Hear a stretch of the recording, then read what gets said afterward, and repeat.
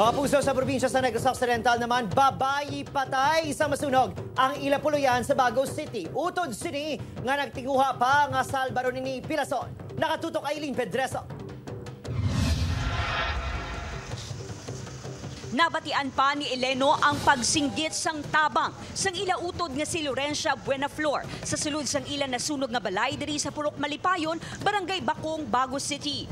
Nasapuan ang bangkay ni Laurencia sa sulod sang iyang kwarto. Bangod bedridden na, wala inigilayo nakagwa sang nagumpisa ang sunog. Nakasinggit siya nga may kalayo, puro taas ng kalayo kasi hindi man makita kasi simentado mo.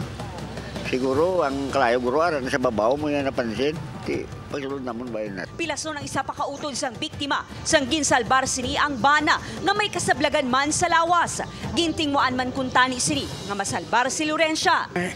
Tinangka pa nga ng asawa ko na sa gipin pero malaki na nga po. Padayon pa ang investigasyon sang Bagao City BFP sa gintunaan sang kalayo. Undergoing pa nga ito ng investigation, so ang cost and origin of fund nato. Temporaryo karon nga nagatiner ang pamilya Buenaflor sa simbahan. Why namon gani naisipan ang mga gamit namon gabi sa isa kabilog, why kami kay siya gidang amon nga pagwaon kay tisling ko ba basta masulog basta nga utod namon buhay lang. Upod kay Ruel Bangoy, Aileen Pedreso, One Western Visayas.